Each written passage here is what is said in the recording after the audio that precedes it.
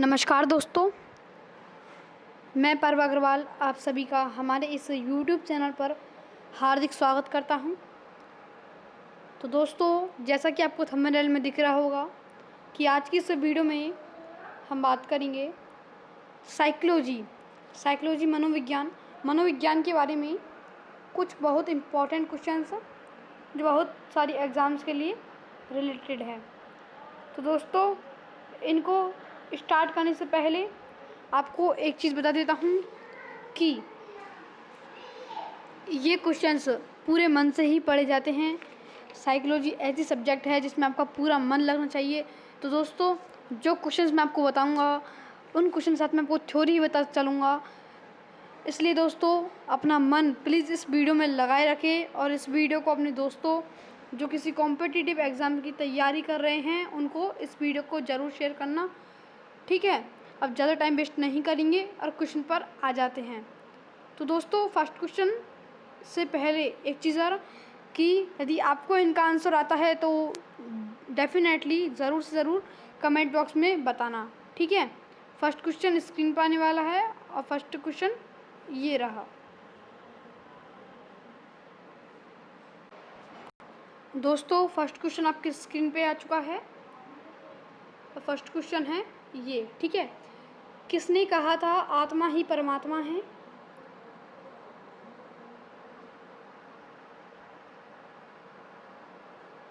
ठीक है, आत्मा ही परमात्मा है, किसने कहा था?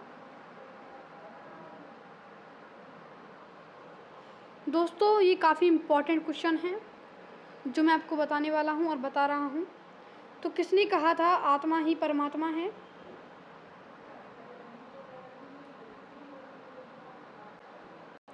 ठीक है, आपको इसका आंसर बताना है।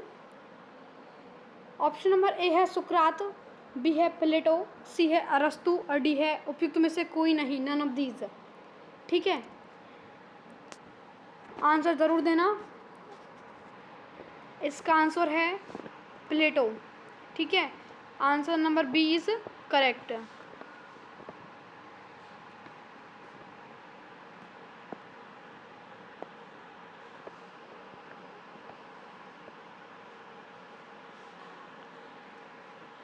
ठीक है, तो इसका आंसर मैंने आपको बताया दोस्तों, क्या है इसका आंसर? प्लेटो। अब दोस्तों, ये आपने क्वेश्चन सुना, अब इसके बारे में थ्योरी काफ़ी इम्पोर्टेंट है, तो थ्योरी को ध्यान से सुनना, ठीक है। आप यदि इस क्वेश्चन को देखेंगे तो इसमें फर्स्ट ऑप्शन क्या मिलेगा आपको? फर्स्ट ऑप्शन क्या मिलेगा? सुकरात। सेकंड क्या मिलेगा? प्लेटो। और थर्ड क्या मिलेगा आपको? अरस्तु। ठीक है, सुकरात क्या है? सुकरात कौन है? ये तीनों के तीनों क्या है? व्यक्ति है, ये आपको पता होगा। ये तीनों क्या है? व्यक्ति बोले तो पर्सन, ठीक है।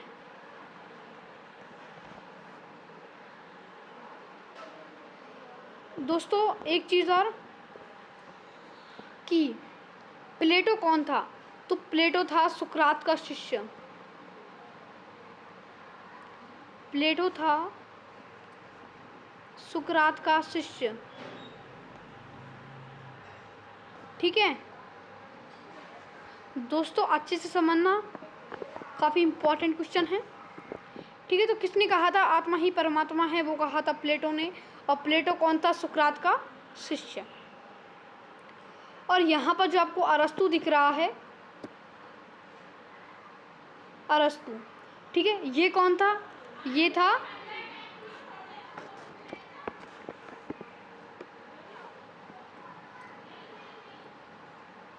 तो जो अरस्तु था ना, वो था प्लेटो का शिष्य, ठीक है।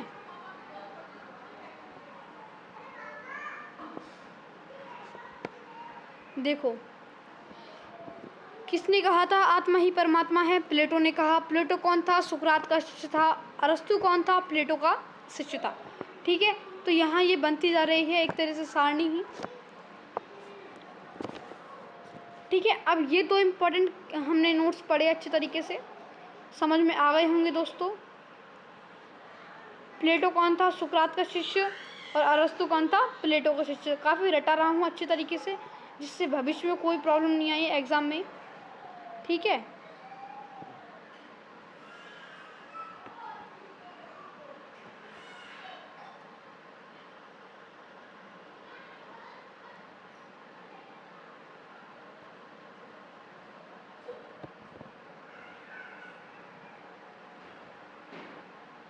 तो ये हमारा क्वेश्चन था, इसका आंसर था प्लेटो। अब दोस्तों अगली चीज़, और प्लेटो के बारे में पढ़ लिया, प्लेटो कौन था। अरस्तु के बारे में पढ़ लिया, अरस्तु कौन था। सुकरात के बारे में पढ़ लिया कि वो प्लेटो का गुरु था, ठीक है। अब प्लेटो ने क्या कहा था? आत्मा ही परमात्मा है, ठीक है। प्लेटो ने क्या कहा था? आत्मा ही परमात्मा है। लेकिन सुकरात ने क्या कहा था? सुकरात ने कहा था मनुष्य को मनुष्य का अध्ययन करना चाहिए, ठीक है। मैं लिख देता हूँ, जब तक आप थोड़ा वेट कर लीजिए, फिर मैं वीडियो पॉज कर देता हूँ। देखिए, सुकरात ने क्या कहा था? प्लेटो ने क्या कहा था? आत्मा ही परमात्मा है। और सुकरात ने क्या कहा? मनुष्य को मनुष्य का अध्ययन करना चाहिए, ठीक है। अब जो प्लेटो है ना, प्लेटो जिसने कहा था आत्मा ही परमात्मा है, जब मतलब प्लेटो के गुरु कौन थे? सुकरात। तो सुकरात ऐसे प्रवचन देते थे कि मतलब जो प्लेटो थे वो उनसे बहुत बहुत प्रभावित हुए, और उन्होंने ये कहा कि, तो दोस्तों ये कहा था सुकरात ने क्या कहा था?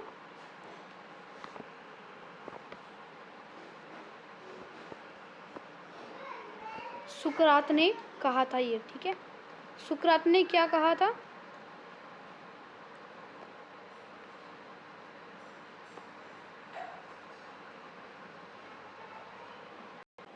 कि ईश्वर, मनुष्य, प्रकृति एक दूसरे के साथ ऐसे बंधे हुए हैं कि इनको कोई चाह कर भी अलग नहीं कर सकता, ठीक है।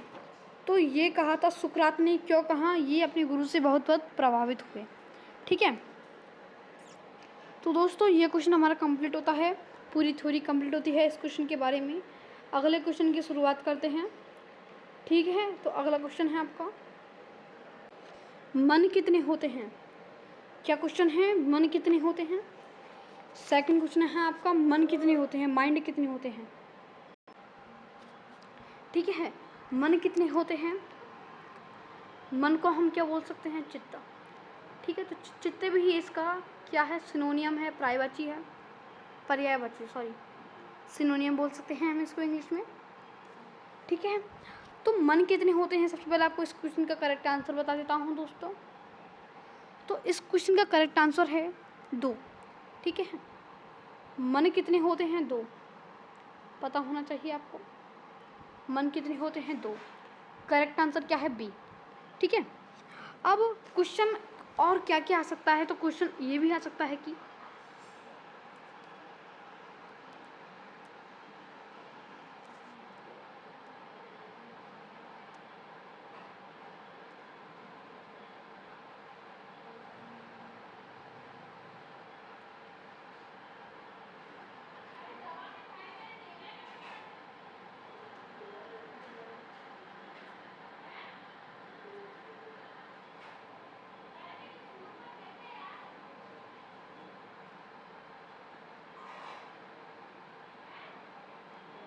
मन कौन कौन से होते हैं दोस्तों?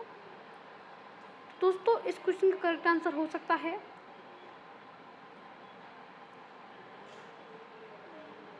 बाह्य और आंतरिक, ठीक है।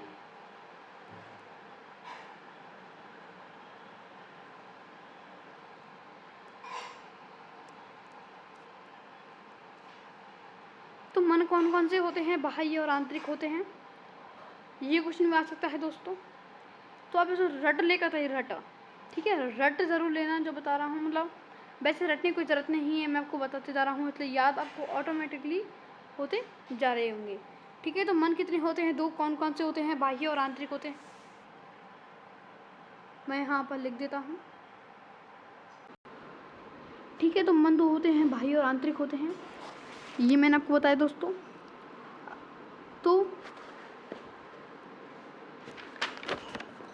इस क्वेश्चन के बारे में जो वो होती है ना थ्योरी ख़त्म होती है। और एक चीज़ बता देता हूँ, वो बेसिक में होती है वैसे तो, कि बाह्य यानी होता है बाहर, बाह्य यानी क्या होता है बाहर, और आंतरिक यानी क्या होता है अंदर वाला। ठीक है, अंदर। ठीक है, नेक्स्ट क्वेश्चन। तो दोस्तों थर्ड क्वेश्चन आपकी स्क्रीन पे है, और थर्ड क्वेश्चन क्या है दोस्तों आपका, द प्रिंसिपल ऑफ साइकोलॉजी नामक पुस्तक किसने लिखी? अरस्तु, William McDougall, William James, William Wundt. ठीक है, तो द प्रिंसिपल ऑफ साइकोलॉजी नामक पुस्तक लिखी थी विलियम जेम्स ने। ठीक है, किसने लिखी थी? विलियम जेम्स ने। Answer is C correct. ठीक है,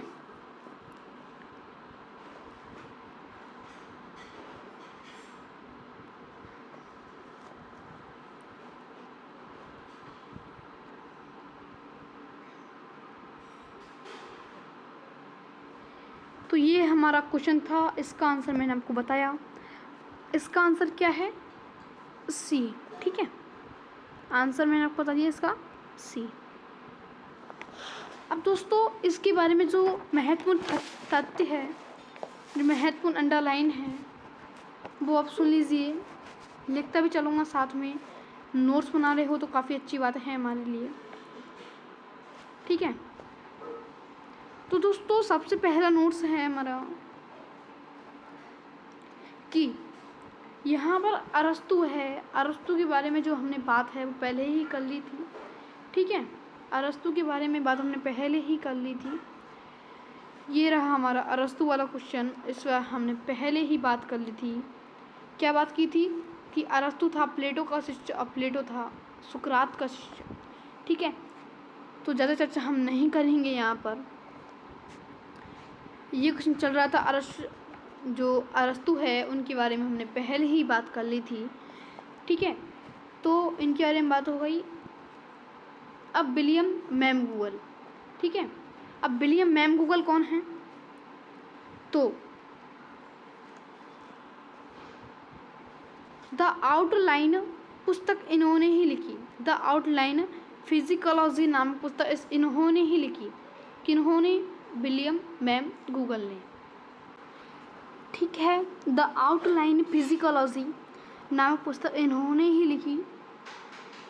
दोस्तों फिजिकोलॉजी का हिंदी अर्थ क्या होता है वो मैं आपको बता देता हूँ। वैसे आप सभी को पता होगा जब आप इस सब्जेक्ट को पढ़ ही रहे हो तो इसका हिंदी अर्थ होता है मनोविज्ञान। ठीक है दोस्तों, यदि आपको कुछ प्रॉब्लम आ रही हो, यदि आपको दिख नहीं रहा हो, कुछ भी प्रॉब्लम हो तो दोस्तों कमेंट में ज़रूर बताना।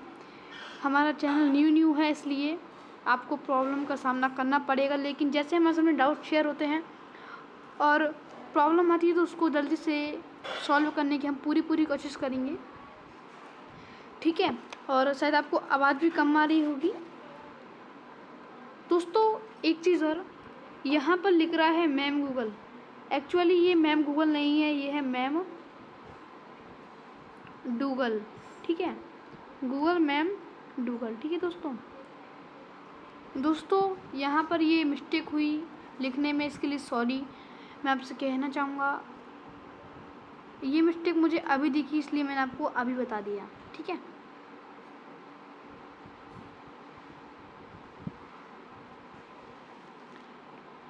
ठीक है, तो हमने विलियम मैमडूगल के बारे में भी बात कर ली। अब अगले हैं हमारे विलियम जेम्स। ठीक है, तो ज़्यादा तो मैं आपको विलियम वुंट के बारे में बता नहीं पाऊँगा दोस्तों। जो ऑप्शन नंबर डी है उनके बारे में आपको नहीं बता पाऊँगा, क्योंकि मेरे पास इनके बारे में कुछ स्टोरी नहीं मिली मुझको, मैंने ढूंढा तो भी। ठीक है, विलियम जेम्स के बारे में ज़रूर बात करेंगे। तो विलियम जेम्स, ठीक है, तो सबसे पहले इनका नोट है कि इन्होंने ही दर्शन शास्त्र से मनोविज्ञान की विषय वस्तु को अलग किया। तो मैं ये द आउटलाइन फिजिकोलॉजी नाम पुस्तक है, ये विलियम मैम डूगल ने लिखी थी, मैम डूगल ने। तो इसको मैं भी इरेज कर देता हूँ। चलो मैं इसको छोड़ देता हूँ, मैं इसको नीचे कर लेता हूँ।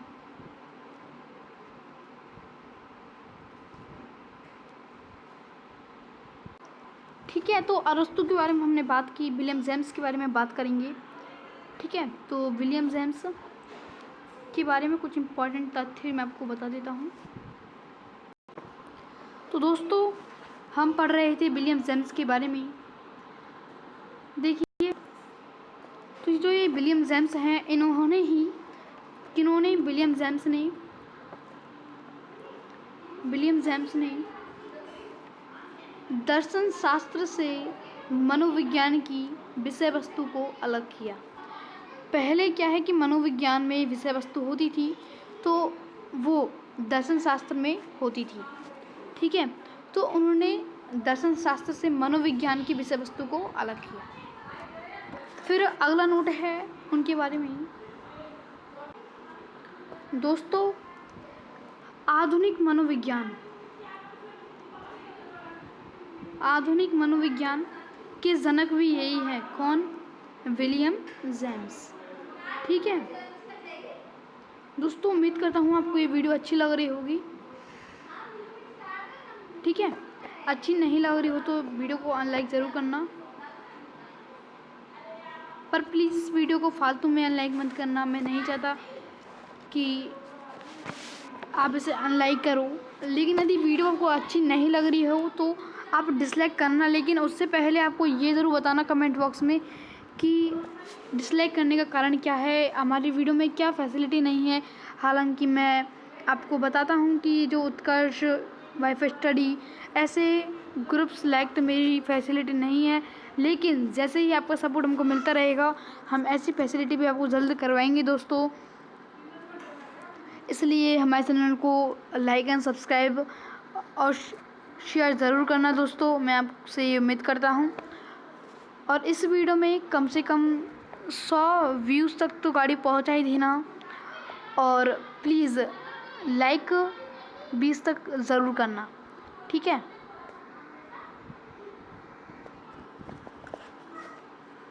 तो आधुनिक विज्ञान के जनक भी यही हैं, आधुनिक मनोविज्ञान। और मनोविज्ञान को अंग्रेजी में क्या बोलते हैं? साइकोलॉजी। ठीक है, अब एक और नोट इनके बारे में है, वो भी आपको मैं बता देता हूँ। और वो नोट ज़्यादा कोई ख़ास है नहीं है कि ये अमेरिकी है। ठीक है, काफ़ी सारे साइंटिस्ट वगैरह जर्मनी भी होते हैं और अमेरिका भी होते हैं और अदर कंट्रीज़ भी होते हैं। तो दोस्तों 3 क्वेश्चन हमने कंप्लीट किए हैं। काफ़ी अच्छे से मैंने इसको समझाया है। यदि आपको समझ में नहीं आया हो तो कमेंट में ज़रूर बताना क्या प्रॉब्लम आ रही है आपको, ज़रूर बताना। और एक बात और, आपकी जो भी प्रॉब्लम है आप चाहते हैं उसको पर्सनली शेयर करना, तो हमारी ईमेल आईडी पे ज़रूर उसको शेयर करना। और हमारी ईमेल आईडी है onlinebest.1@gmail.com। ठीक है, तो आप हमें आपकी जो भी उत्क्रिया है, मैसेज है आपका, आप उसको यहाँ पर शेयर कर सकते हैं। ठीक है, विदाउट बेझिझक के आप कमेंट बॉक्स में भी शेयर करना, जिससे यदि आपको मतलब हमारे साथ हम आपकी जो प्रॉब्लम है उसको सॉल्व करेंगे। हो सकता है कि हमसे पहले कोई भी यूट्यूबर या फिर कोई भी ऐसा लड़का जो हमारी वीडियो देखता है, लड़का या लड़की या कोई भी पर्सन जो हमारी वीडियो देखता है और वो भी इंटेलिजेंट मतलब जो आपका डाउट है उसको सॉल्व करने में सक्षम हो, एबल हो, तो वो भी आपकी इस प्रॉब्लम को सॉल्व कर सकता है। तो दोस्तों कमेंट बॉक्स में ज़रूर करना। यदि आप हमारी ईमेल आईडी पर शेयर करेंगे तो हो सकता है कि हम थोड़ा लेट देखें और या फिर हम पे भी वो डाउट शेयर ना हो, और हो सकता है कि जो हमारी वीडियो देख रहे हैं, जो हमारे कमेंट देख रहे हैं, उनको उस डाउट का आंसर आता हो। ठीक है, तो लगभग 20 मिनट होने वाले हैं इस वीडियो को, तो जल्दी से 4th क्वेश्चन पर आते हैं हम। 4था क्वेश्चन भी आपकी स्क्रीन पे आ चुका है दोस्तों, और 4था क्वेश्चन है मनोविश्लेषणवाद का सिद्धांत किसने दिया। ठीक है, तो मनोविश्लेषणवाद का सिद्धांत किसने दिया ये आपको बताना है, और मैं इसका आंसर बताता हूँ आपको। तो दोस्तों इस क्वेश्चन का करेक्ट आंसर है सिगमंड फ्रायड। ठीक है, ए। क्या है इस क्वेश्चन का करेक्ट आंसर? ए। ठीक है, अब ये हमने बात की और अब इसके बारे में जो इम्पोर्टेंट नोट्स हैं उनको मैं आपको शेयर करना चाहता हूँ। इन चारों के बारे में मैं आपको फुल डिटेल बताऊँगा दोस्तों। तो दोस्तों हमारे चैनल बने रहे, अच्छे से पढ़ते रहे, यही मैं आपसे उम्मीद करता हूँ। ठीक है, तो सबसे पहले हम बात करेंगे सिगमंड फ्रायड। ठीक है, सबसे पहले किसके बारे में हम बात करेंगे? Sigmund Freud. ठीक है,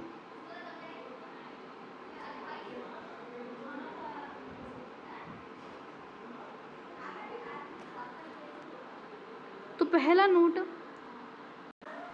तो दोस्तों हम बात कर रहे हैं सिगमंड फ्रायड के बारे में और इन्होंने ये सिद्धांत, कौन सा सिद्धांत? मनोविश्लेषणवाद का सिद्धांत इन्होंने दिया था, मनोविश्लेषणवाद।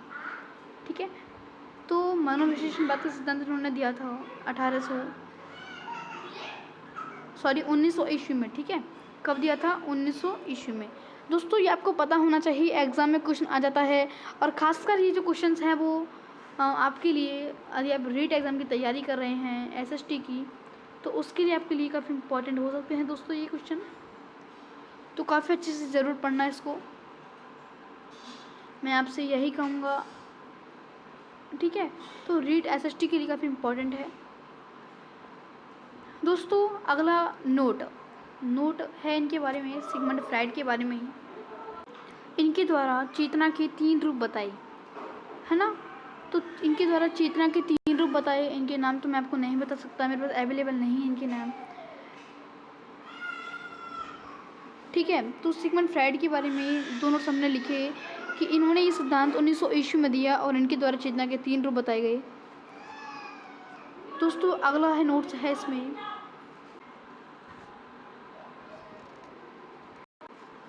तो दोस्तों हमने बात की सिगमंड फ्रायड के बारे में, इसमें 2 नोट्स ही अवेलेबल है हमारे पास।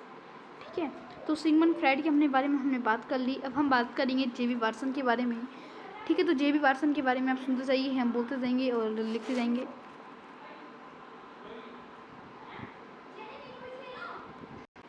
तो दोस्तों जेबी वाटसन के बारे में जुड़ा हुआ सबसे पहला तथ्य है कि इन्होंने कहा था मनोविज्ञान व्यवहार का धनात्मक विज्ञान है तथा व्यवहार सदैव धनात्मक रहता है। ठीक है, तो दोस्तों मनोविज्ञान व्यवहार का धनात्मक विज्ञान है तथा व्यवहार सदैव धनात्मक रहता है, ये वाक्य कहा था जेबी वाटसन ने। ठीक है, और जो आज भी किताबों में लिखा हुआ है और हमारी वीडियो के माध्यम से हम भी आपको लिखा ही रहे हैं। दोस्तों अगला नोट है इनके बारे में,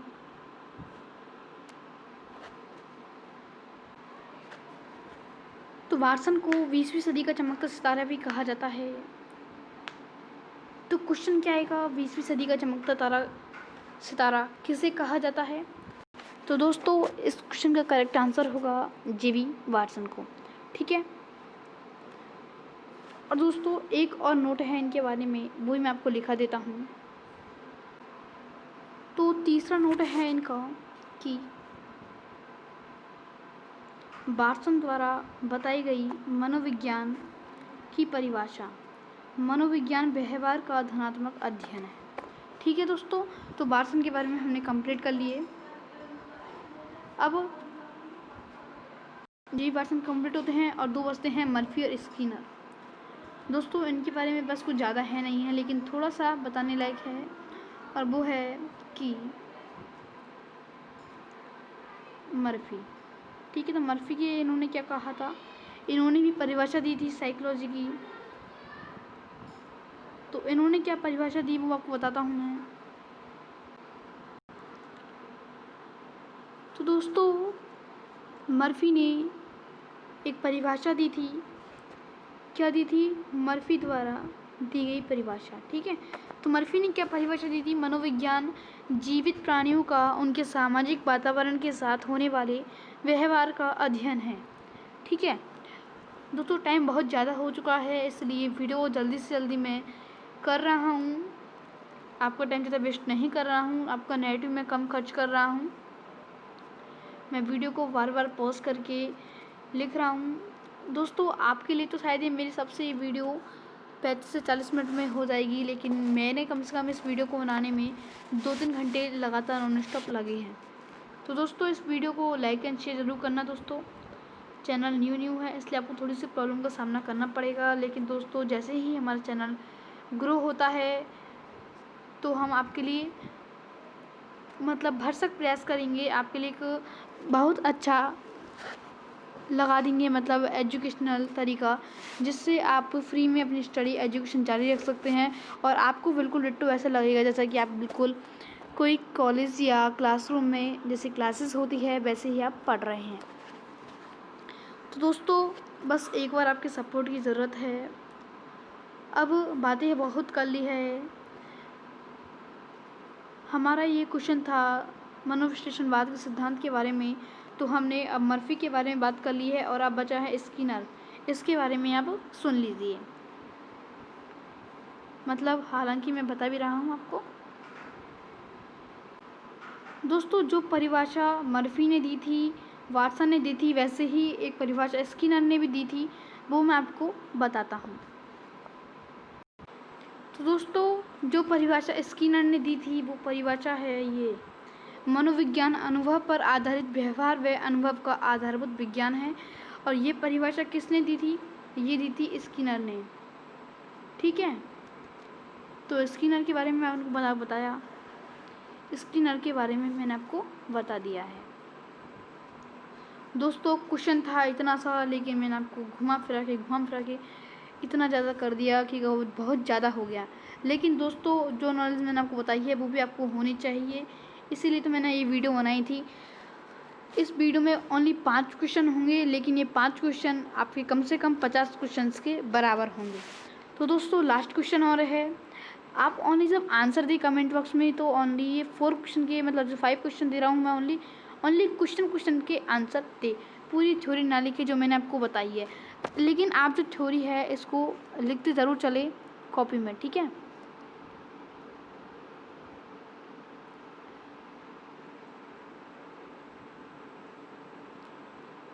हमारी ईमेल आईडी को ज़रूर वो कर लेना आप, मतलब आप मैसेज ज़रूर सेंड कर लेना और लिख लेना। यदि कोई प्रॉब्लम हो तो बार बार मैं वीडियो में नहीं बताता हूँ मेरी ईमेल आईडी को, और कमेंट बॉक्स में या डिस्क्रिप्शन में बहुत कम रहती है हमारी ईमेल आईडी। अब दोस्तों इस वीडियो को लास्ट क्वेश्चन आपके पास आने वाला है, और लास्ट क्वेश्चन है, बाल विकास आंदोलन के जनक कौन है? बताना है आपको हमारे कमेंट बॉक्स में। कोशिश यही करना कि बिना आंसर देखे ही आप आंसर दे दें। हालांकि मैंने आपको आंसर देने के लिए बहुत कम टाइम दिया है, इसलिए आप वीडियो को पॉज कर लेना। हालांकि मुझे ये चीज़ शुरू में बतानी चाहिए थी, मैं बाद में बता रहा हूँ, लेकिन दोस्तों मैं भूल गया था आपको ये बताना, इसलिए सॉरी। ठीक है, तो हमारे ये 5 क्वेश्चन आपके स्क्रीन सामने हैं। बाल विकास आंदोलन का जनक कौन है? दोस्तों एक चीज़ और कि जब आप क्वेश्चन लिखें ना तो मतलब आंसर कमेंट बॉक्स में दे, तो जैसे आपको 4th क्वेश्चन का आंसर नहीं आता है और आप चाहते हैं 5th का आंसर दे दे, तो आप डायरेक्ट आंसर मत लिखना। मतलब जैसे 5th का आपने लिख दिया बी आपने कमेंट बॉक्स में डाल दिया, तो मुझे पता नहीं चलेगा कि ये किसका है। ठीक है, तो आप ऐसे कर देना। आप ऐसे कर सकते हो जैसे 5th का ए, 4th का बी, आप ऐसे लिख सकते हो, इसमें कोई प्रॉब्लम नहीं होगी मुझको भी। और जो आंसर दिखता है, जिस पे आंसर नहीं आते हैं, वो कमेंट बॉक्स में मैच कर सकता है ना, तो इसलिए। ठीक है, तो हमारे क्वेश्चन ये चल रहा है, और क्वेश्चन क्या है, जूम कर लेता हूँ मैं क्वेश्चन को। मैंने एक लाइव भी लिया था, लेकिन आपने आए नहीं थे आप लाइव पे, इसलिए मुझे लाइव नहीं ले रहा हूँ मैं इस वीडियो को, क्योंकि फिर लाइव में नॉन स्टॉप करना पड़ता है फटाफट, जिसलिए आपको टाइम और नेट दोनों वेस्ट होते हैं। इसलिए ये वीडियो मैं ऑफलाइन ही लेके आया हूँ, मतलब विदाउट लाइव ही लेकर आया हूँ। तो क्वेश्चन मैंने यहाँ पर लिख दिया है, ले लिया है, बाल विकास आंदोलन का जनक कौन है?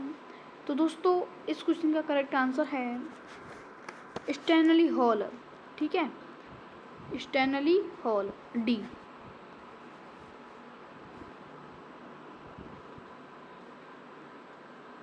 आप कोई भी प्रॉब्लम ना हो इसलिए मैंने साइड में अब एक बॉक्स बना लिया है और इसमें मैं आंसर लिख लेता हूँ डी, ठीक है, स्टैनली हॉल। क्योंकि मैं सही का टिक लगाता हूँ तो वो कहीं भी लग जाता है, इससे आपको प्रॉब्लम का सामना करना हो सकता है, इसलिए मैं आपका पहले ही ध्यान रख रहा हूँ पूर्व, जिससे प्रॉब्लम ना हो। ठीक है, तो ये क्वेश्चन हो चुका है और अब थोड़ी बात कर लेते हैं टाइडमैन के बारे में, जो कि ऑप्शन नंबर फर्स्ट है। तो टाइडमैन, ठीक है,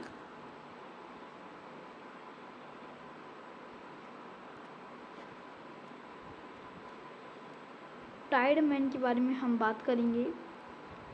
इनके बारे में जो नोट्स है थोड़े से जो आपके एग्ज़ाम्स में आ सकते हैं वो ही नोट्स बनाऊंगा मैं आपको।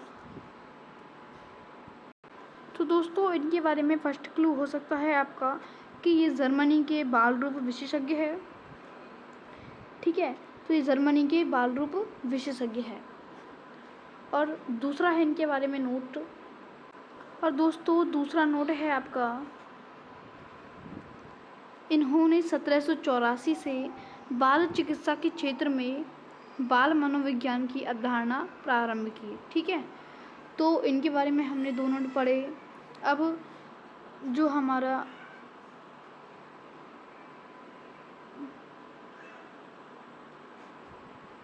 सेकंड ऑप्शन है पैथोलॉजी के नाम से, तो इनके बारे में हम बात कर लेते हैं।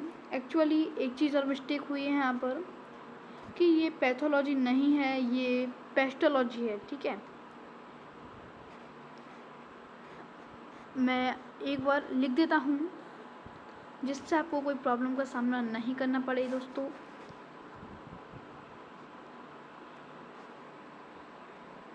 ये कौन है, पेस्टोलॉजी।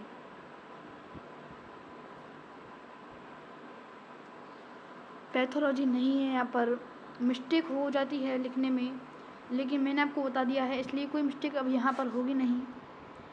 तो पेस्टोलॉजी के बारे में कौन है, ये क्या जानकारी है वो मैं आपको बताता हूँ।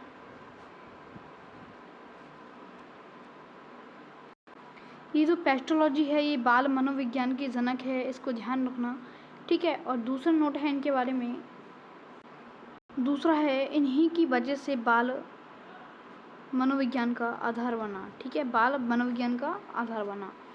अब दोस्तों थर्ड है हमारे, पेस्टोलॉजी के बारे में हमने बातें की, अब है कॉमनियस। तो कॉमनियस के बारे में अब हम बात करेंगे। तो इन्होंने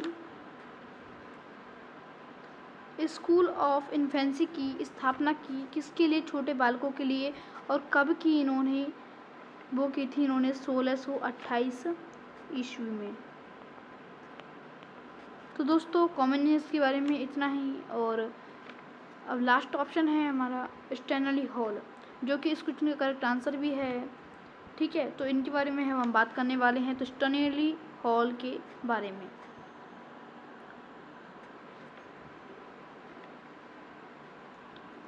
तो स्टैनली हॉल,